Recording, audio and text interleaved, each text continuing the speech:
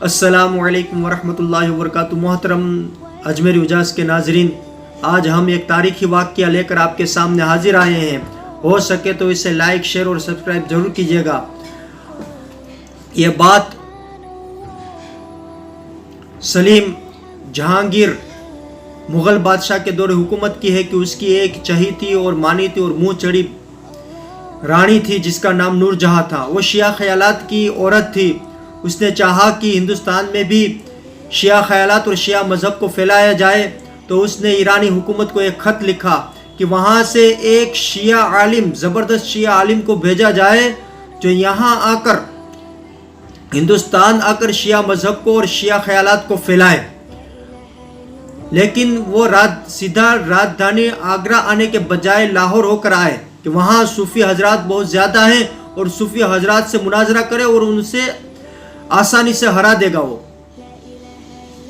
اب ایرانی حکومت نے ایک زبردست شیعہ عالم کو تیار کیا جانے کے لیے، اور پھر وہ شیعہ عالم وہاں سے نکلا، لاہور پہنچا۔ لاہور میں ایک بزرگ، سنی بزرگ تھے، ان سے ملاقات کی، الیک سلیک ملاقات کی۔ جان پہچان کے بعد اس سنی بزرگ نے کہا کہ اچھا ہمیں یہ بتاؤ کہ تم کیا ہو اور کیا کرتے ہو۔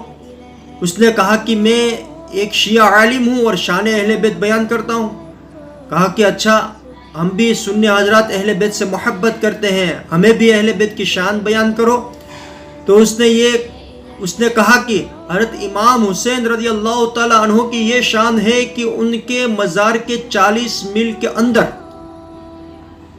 یعنی 60 کلومیٹر کے اندر، 40 میل یعنی 60 کلومیٹر کے اندر جو کوئی دفن ہو جائے تو وہ بخش دیا جاتا ہے۔ بزرگ والا نے کہا کہ اچھا بہت ہی اچھی بات ہے، آپ ہمیں آگے سناؤ، پھر یہی سناؤ۔ پھر اس نے یہ بات سنائی، سنی بزرگ نے کہا پھر ہمیں سناؤ، پھر اس نے سنائی، اور اسی طرح یہ سنی بزرگ کہتے رہے کہ ہمیں پھر سناؤ، وہ سناتا گیا۔ پھر اس سنی بزرگ نے کہا کہ اچھا ہمیں یہ بتاؤ کہ حضرت امام حسین رضی اللہ تعالی عنہ کو یہ شان کہاں سے ملی۔ اس نے کہا کہ حضرت امام حسین کو شان یہ حضور صلی اللہ تعالی علیہ وسلم سے ملی ہے، چونکہ وہ ان کے نواسے تھے۔ کہا کہ اچھی بات ہے، اب ہمیں یہ بتاؤ کہ حضور صلی اللہ تعالی علیہ وسلم کی شان کیا ہوگی۔ تو وہ کہنے لگا کہ ان کی شان کا تو کیا کہنا، ان کے مقام و مرتبہ کا تو کیا کہنا، وہ بہت ہی بلند مرتبے کے مالک ہیں، ان کے مقام و مرتبہ کا کوئی نہیں۔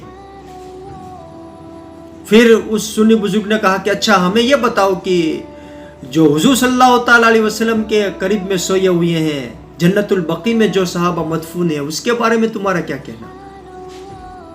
وہ خاموش ہو گیا، وہ چپ ہو گیا، کوئی جواب نہیں دے پایا، اور وہیں سے ایران بھاگ گیا کہ جہاں کے صوفی حضرات اتنے خطرناک ہو، اتنا علم رکھتے ہو، تو وہاں کے عالموں کا حال کیا ہوگا۔ وہ کیوں کر جواب نہیں دے پایا پتہ ہے؟ کیونکہ ان کے شیعہ خیالات، جو شیعہ حضرات ہوتے ہیں، ان کا یہ ماننا ہے کہ حضرت ابو بکر صدیق اور حضرت عمر فاروق اعظم رضی اللہ تعالیٰ عنہ اور دوسرے صحابہ کرام وہ مسلمان ہی نہیں ہیں، اور حضرت عمر فاروق اور حضرت عثمان غنی اور حضرت ابو بکر کو تو وہ غاصب کہتے ہیں کہ حکومت کو غصب کرنے والے، حکومت یہ حضرت علی کا حق تھا اور انہوں نے چھین لیا، اس طرح کہتے ہیں۔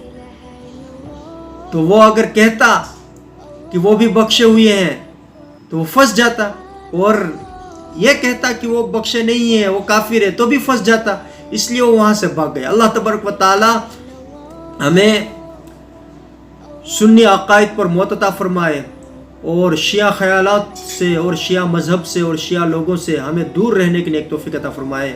وآخر دعوانا ان الحمدللہ رب العالمین، واقول قولی ھذا استغفر اللہ من کل ذنب واتوب الیہ۔